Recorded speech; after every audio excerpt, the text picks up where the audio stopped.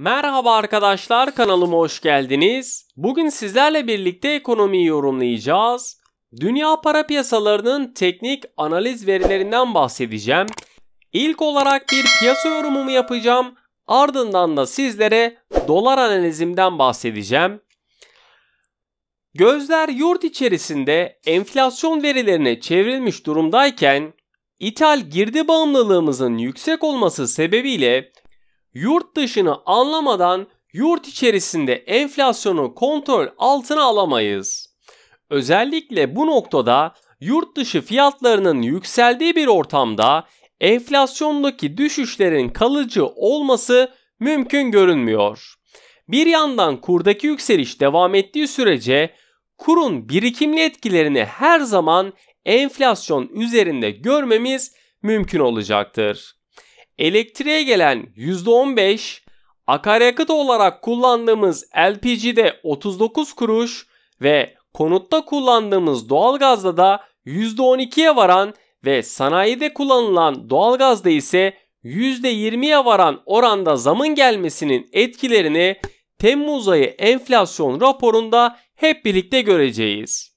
Bu ay bunlar yansımayacak ama bu zammın etkisinin enflasyona yaklaşık olarak %0,6 puanlık bir katkı yapacağından dolayı etkileri enflasyonun genel olarak %1,1 artıracağı yönünde tahminim.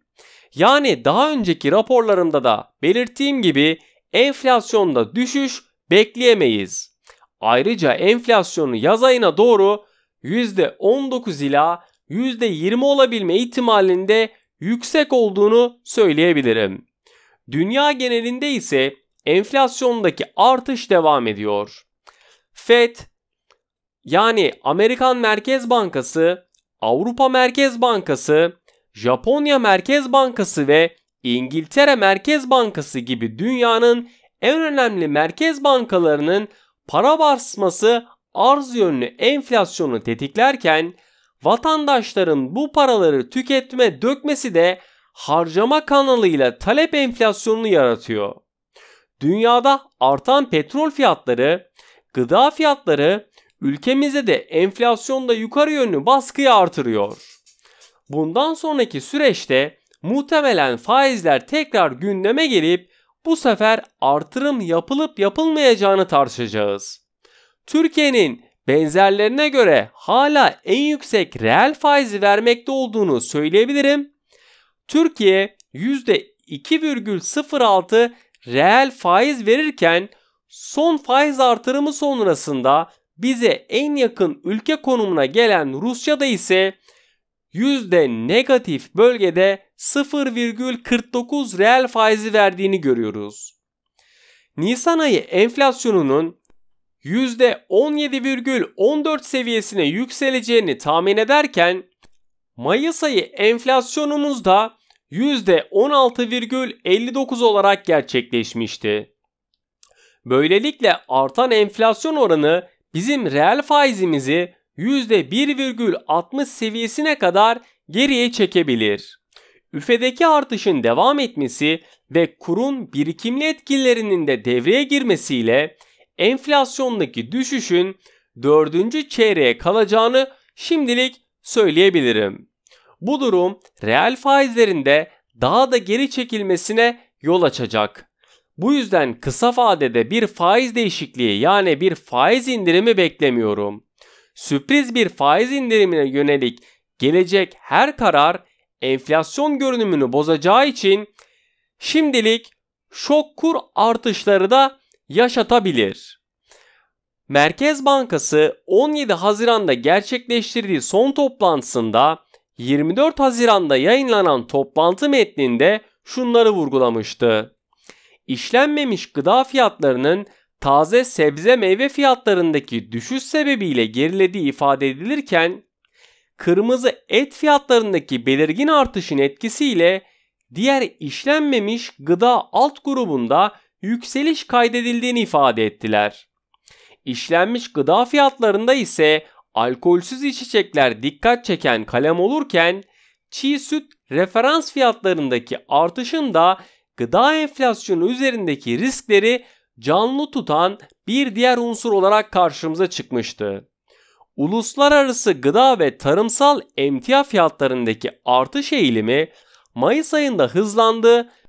Tahıl ve yağlar başta olmak üzere tüm alt gruplarda yüksek artışların yaşandığı vurgulandı. Bu ay gıda fiyatlarında beklenen o düşüş gerçekleşmeyebilir.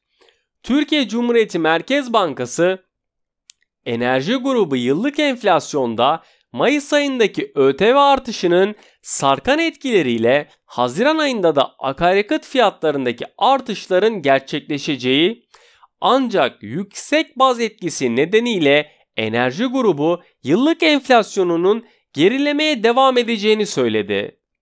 Banka, giyim ve ayakkabı grubunda da bu fiyatlarda son aylarda gözlenen yüksek artış eğilimi kapanma etkileriyle önemli ölçüde yavaşladığını ifade ederken, ancak tekrar açılmanın başlanması ve mevsim geçişkenliğinin etkilerinin devamıyla biz bu grupta artışların devam edeceğini düşünüyoruz ifadeleri yer aldı. Dayanıklı mal grubunda ise otomobil ve mobilya kalemlerinde uluslararası emtia fiyatlarının yanı sıra döviz kuru gelişmelerinin etkileri izlenirken, elektrikli ve elektriksiz aletlerde gözlenen ılımlı seyrin enflasyonu sınırlamıştır ifadeleri yer aldı. Şehirler arası otobüs ücretlerindeki artışın ulaştırma hizmeti enflasyonunu artırdığını söylerken, Türkiye Cumhuriyeti Merkez Bankası kapanmaya bağlı olarak lokanta, otel alt grubunda fiyat artışlarının daha hızlı gerçekleşirken, düşük baz etkisi nedeniyle yıllık enflasyonun yükseliş eğiliminin korunduğunda altını çizdi. Ayrıca koronavirüsün kısıtlamalarının kaldırılmasıyla da enflasyonunda da daha artış beklediğimizi ifade etmek isterim.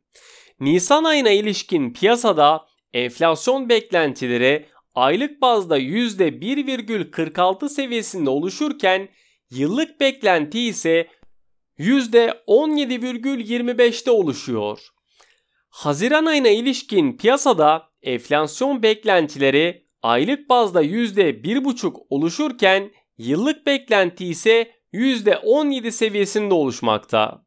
Geçen yılın aynı döneminde en fazla ulaştırma kaleminin arttığı görülürken, gıda ve alkolsüz içecekler grubunun ise tek düşüş yaşayan kalem olduğu hep birlikte görülmekte. Enflasyonda gıda fiyatlarında beklenildiği kadar düşüş yaşanmayacağını ve yaz sezonunun ürünlerinin devreye girmesiyle mevsimsellik geçişin geçen aydan bu yana kaymasıyla giyim ve ayakkabı grubunda da enflasyonu artıracağını düşünüyorum. Ulaştırma kalemi en yüksek artacak grup olsa da baz etkisi nedeniyle enflasyon üzerinde de düşündürücü etki yaparken, gıda fiyatlarındaki azalışı görsek bile baz etkisi nedeniyle enflasyonu artırıcı bir etki yaratacaktır. Yine konut fiyatlarındaki yükselişte enflasyonu artırılabilecek bir diğer unsur olacağını düşünürken, enflasyondaki en yüksek artışı ulaştırma grubunda göreceğimizi ve bunu giyim ve ayakkabı kaleminin de takip edeceğini düşünüyorum.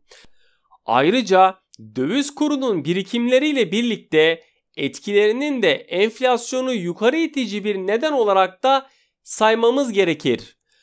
Kurun birikimli etkilerinde devreye girmesiyle yaz sonuna kadar enflasyonda bir toparlanma beklemiyorum. Ancak özellikle gıda fiyatlarında petrol fiyatları ve kurdaki gelişmeler önümüzdeki dönemlerde enflasyon üzerinde belirleyici olmayı sürdürecek. Diğer bir merak ettiğimiz unsur ise üfe ve tüfe arasındaki makas aralığı. Şu anda ülkemizde hem talep kaynaklı hem de arz kaynaklı enflasyon görülmekte. Üfe 2021 yılı Mayıs ayında %38,33 olarak gerçekleşirken, üfe ile tüfe arasındaki makasın %21,70 iken, bu maliyetlerin üreticinin sırtına yüklendiği anlamına da geliyor. Yani bu durum değişmez ise, üfe ile tüfe arasındaki makas arası kapanmaz ise yeni zamların yolda olduğunu söyleyebilirim. Bu durumda enflasyonda yukarı yönlü kalıcılık riski de oluşturuyor. Piyasa beklentilerine gelince son Fed faiz toplantısında enflasyonun çok riskli hale geldiği ancak istihdamda toparlanma görülmediği ifade edilirken tahvil alım programına da devam edildiğini gördük. Ancak önümüzdeki 2 aydan birinde tahvil alım programının azaltılmasına başlanacağını düşünüyorum. Artan enflasyon etkisi varlık sınıflarından çıkışları da hızlandırabilecekken ayrıca Amerika Birleşik Devletleri 10 yıllık tahvil faizlerinin %1,70'leri aşarak %2,5'lara doğru yöneleceğini bekliyorum. Bu gelişmekte olan ülkelerden sermaye çıkışlarına sebep olabileceği gibi yurt dışı borçlarını da sınırlayabilir. Bu bağlamda Borsa İstanbul 100 endeksinde 1466 kırılmadığı sürece 1200 beklentisi hala önemini koruyor. Eğer bu seviye yukarı yönlü kırılır ise tekrar alımlar görülebilir. Kur tarafında ise yükselişler bu dönemde sertleşebilir. Özellikle hem içeride enflasyonun reel faiz getirilerinin düşürmesi hem de Amerika Birleşik Devletleri 10 yıllık tahvil faizlerinde beklediğimiz yükseliş dolar Türk lirası için yeni bir tarihi zirveyi işaret ediyor bizlere.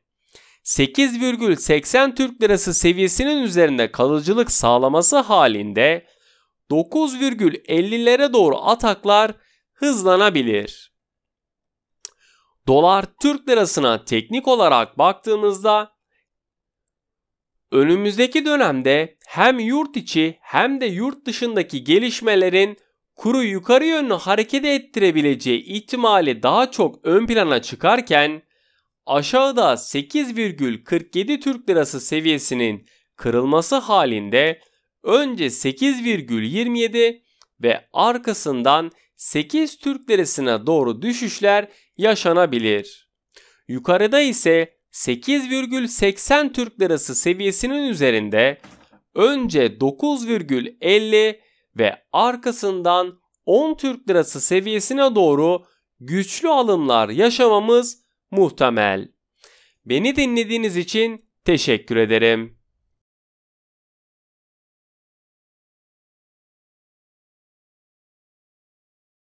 Maybe you should take